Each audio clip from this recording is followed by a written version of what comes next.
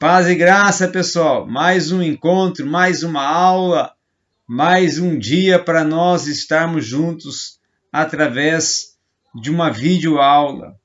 Eu sei que é difícil esse momento de quarentena, devido às suas particularidades e que são tantas situações que o envolvem, que o circundeiam, que nem prefiro, ou não prefiro, eu tenho por preferência nem entrar nessas particularidades e peculiaridades que envolvem esta circunstância da quarentena, mas sintetizando tudo, é um momento que temos que cumprir para a preservação da vida. Meus prezados, nós temos que dar continuidade ao assunto. E dentro da proposta de conteúdo programático, nós temos já desenvolvido alguns assuntos dentro desta disciplina Introdução ao Novo Testamento 1, Evangelhos e Atos. E hoje eu estou aqui com a proposta de trazer a vocês algumas informações e fazer um breve panorama, uma síntesezinha sobre o Evangelho de Lucas, né? O Evangelho de Lucas, para que vocês tenham um conteúdo, uma informação sobre este Evangelho e que possam, assim, ter a continuidade desse transcurso de conteúdos que compõem a nosso conteúdo programático da disciplina, né? Nosso arcabouço de assuntos que estamos tratando dentro dessa disciplina. E eu, assim, estou preparando e vou preparar para vocês uma prova que ela vai ser aplicada à distância, que vocês vão trabalhar em cima do livro ou do Evangelho de Mateus, certo? E então eu vou preparar algumas perguntas, algumas questões abertas para vocês pesquisarem e as responderem. Então, breve vai chegar à mão de vocês essas provas, ou quando vocês voltarem às aulas, vão ser entregues essas provas, vão ser disponibilizadas essas provas para vocês poderem estar assim desenvolvendo essa atividade de cunho avaliativo, ok? Muito bem, vamos agora pensar um pouco sobre o Evangelho de Lucas. Mas antes, lembrando, se inscreva no meu canal, dê um joinha no vídeo e, assim fazendo, estás expandindo e dimensionando a proposta do canal de estar sempre compartilhando esses assuntos teológicos tão importantes para a nossa vida de fé cristã. Meus prezados, quando nós falamos sobre o Evangelho de Lucas, primeiro nós temos que pensar que Lucas era um historiador. Lucas também não é um apóstolo, assim como Marcos.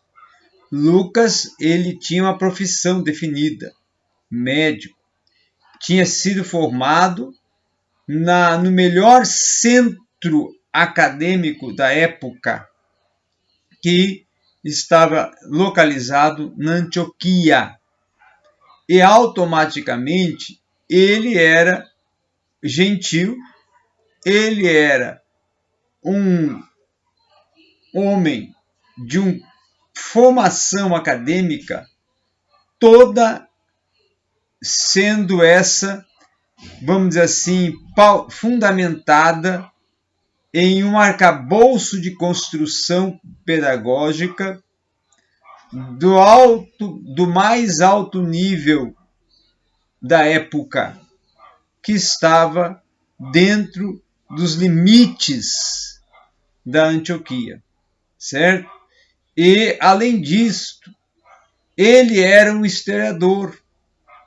Ele era uma pessoa voltada a um entendimento, a um conhecimento amplo do assunto histórico ou da proposta histórica.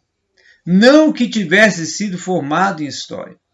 Porém, todo o profissional formado em qualquer área naquela época em Antioquia teria a oportunidade de um desenvolvimento intelectual global, aonde a sua formação acamparia os conhecimentos e os desenvolvimentos de assuntos gerais, globais, de todas as esferas das ciências humanas e exatas, para lhes conceder, lhes imprimir uma condição intelectual dentro da proposta e do patamar que estava, que tinha as escolas antioquianas, que eram justamente uma formação acadêmica com um teor filosófico, com um teor múltiplice e transdisciplinar, aonde o aluno teria a condição de, na sua formação, ter um diálogo com outras disciplinas, de outros cursos e de outras realidades que conjugariam informações para acrescentar a sua formação. Por isso que Lucas, ele tem esse cabedal histórico para desenvolver a narrativa biográfica dentro do seu evangelho. Lucas está escrevendo o seu evangelho provavelmente no ano 60 depois de Cristo. Lucas é companheiro, discípulo e companheiro do apóstolo Paulo, muito por sinal, um dos mais fiéis companheiros do apóstolo Paulo, que o acompanhou em momentos da sua segunda e terceira viagem missionária, sendo aquele que era não só um discípulo ativo, mas também alguém que estava ali para trazer e colher informações com Paulo, com Pedro, para depois compor o seu evangelho, a sua biografia, a sua historiografia, e esta então vir a dirigir como um documento para a corte, porque Teófilo era um membro da esfera social, da alta esfera social, provavelmente também participava da corte, e com isso esse evangelho seria um documento para que Teófilo viesse a ter as informações do que era realmente esse movimento, essa liderança e essa proposta que estava por trás deste movimento, a qual tinha Cristo como o seu cerne, como o seu líder, como o seu fundador e norteador. Então, automaticamente, este vai ser um evangelho também escrito para os gentios e escrito por um gentio. É o único evangelho escrito por um gentio e com a proposta de trazer ali uma literalidade de narrativa biográfica que fosse muito mais abrangente, detalhista, em fatos e atos da vida de Jesus Cristo.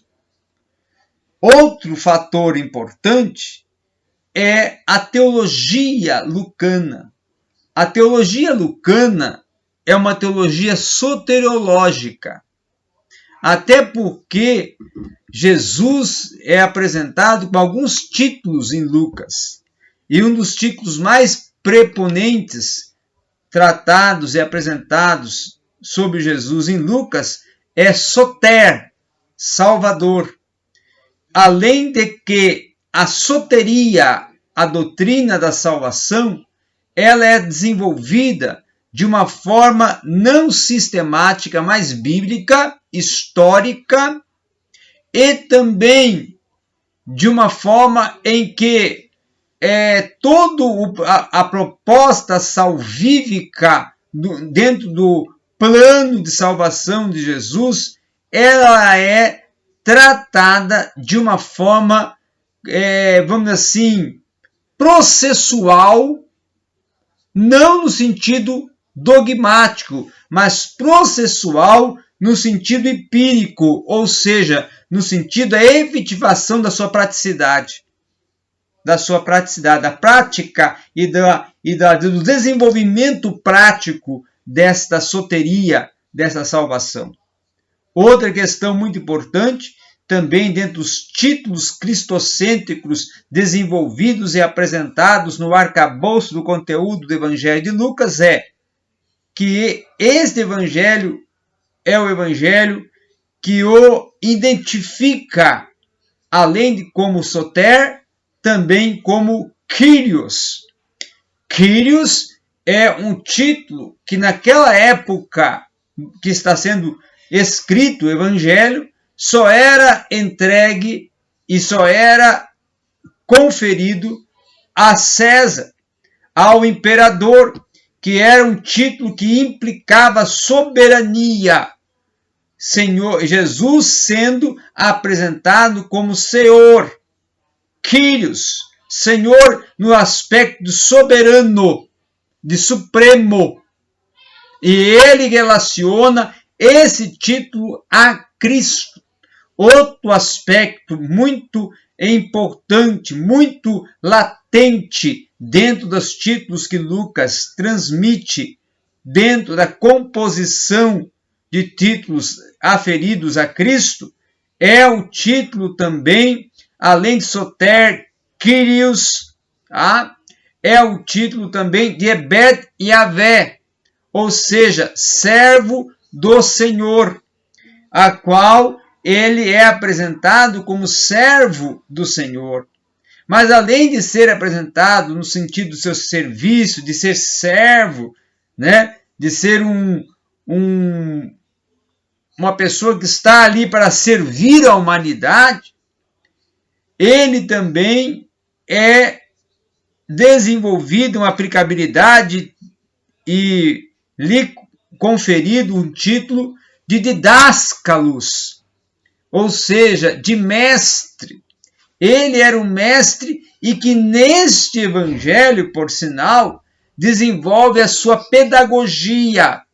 E a pedagogia cristocêntrica tem um elemento didático peculiar e diferencial, que é as parábolas, que era uma figura de linguagem que utilizava os objetos, que utilizava alguns personagens, alguns dados, fatos, realidades da vida cotidiana e fazia um paralelo histórico da realidade, de uma forma analógica, comparativa, trazendo sempre ao final delas uma pergunta que levava a um questionamento. Então, automaticamente, ele usava, dentro desse sentido das parábolas, uma proposta pedagógica utilizada pelos sofistas, pelos filósofos da época, que era a dialética, e que era justamente causar um confronto para que aquele que fosse confrontado após a ilustração e após a narrativa da parábola, fosse confrontado, viesse ele mesmo inquirir a mensagem que recebeu pedagógica, a instrução que recebeu pedagógica com a parábola, inquirir a verdade que estava inserida dentro dela, para que essa verdade causasse nele a mudança, causasse nele o resultado a qual o didáscalos mu, o mestre por excelência, queria que causasse nos seus alunos, nos seus talmidim, nos seus matetes, nos seus discípulos, nos seus seguidores, aprendizes. Outro fator também importantíssimo é que este evangelho apresenta ele como Rabi. Rabi era um título identificado para o profeta.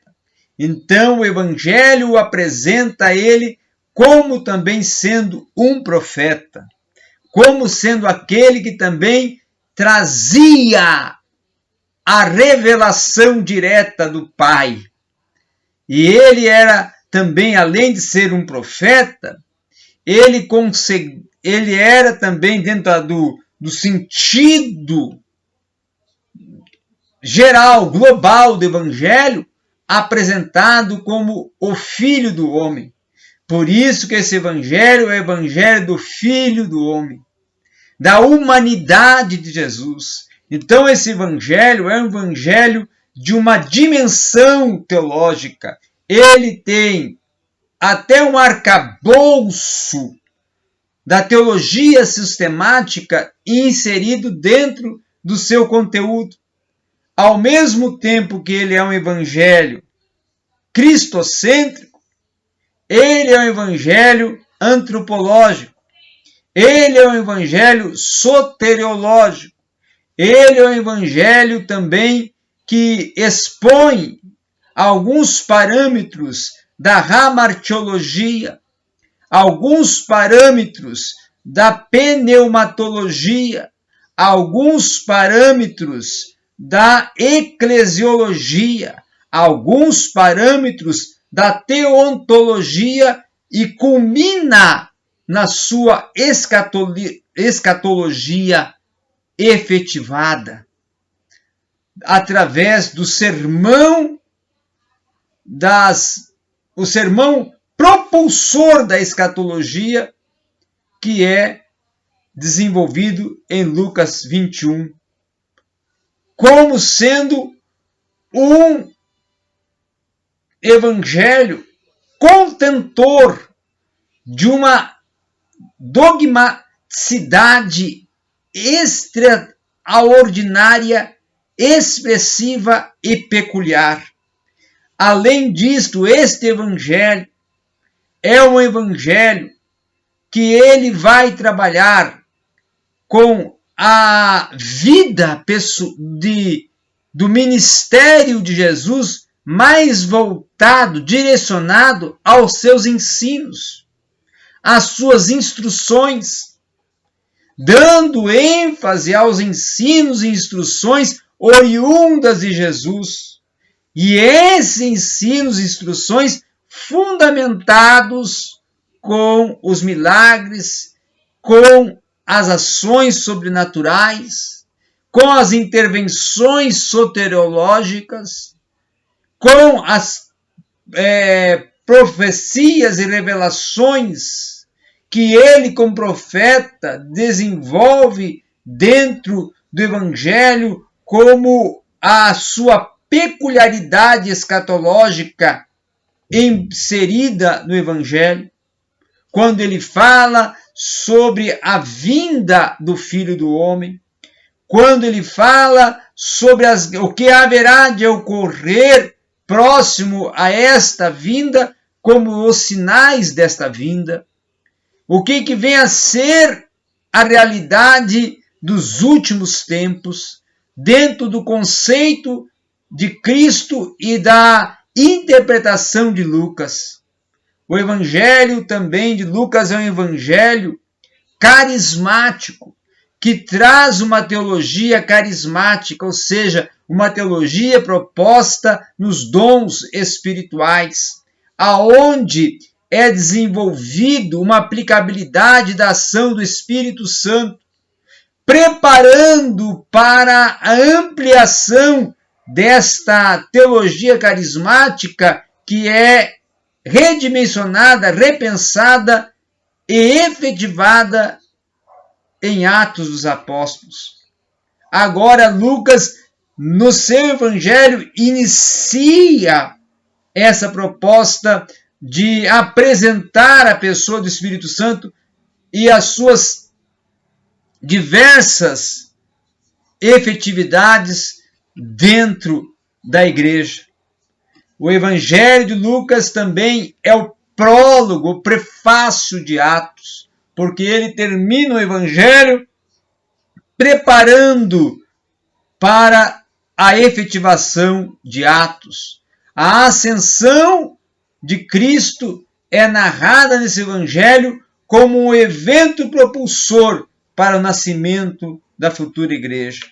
Por isso que este Evangelho, ele é, para a teologia bíblica do Novo Testamento, um embasador e fomentador da cristologia neotestamentária, da cristologia que tem como centro a obra de Cristo a partir da sua própria vivência, da sua própria atuação como Cristo encarnado, efetivado e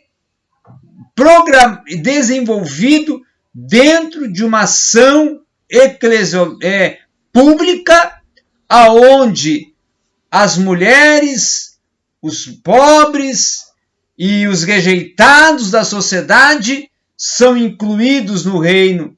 Então, automaticamente, este evangelho também é o evangelho da inclusão social. E a teologia pública está mapeada dentro da proposta cristocêntrica no Evangelho de Lucas. Então, o Evangelho de Lucas é um evangelho com uns sentidos diversos dentro de uma unidade que é a biografia e a história e o sentido aplicativo de Cristo dentro da sua proposta salvífica.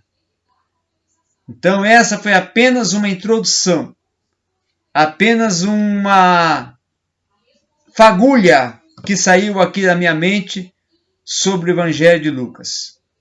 E espero que venha servir para trazer para vocês uma fomentação, uma fundamentação e uma ampliação de ideias sobre o Evangelho de Lucas. Agradeço a vocês e vamos juntos.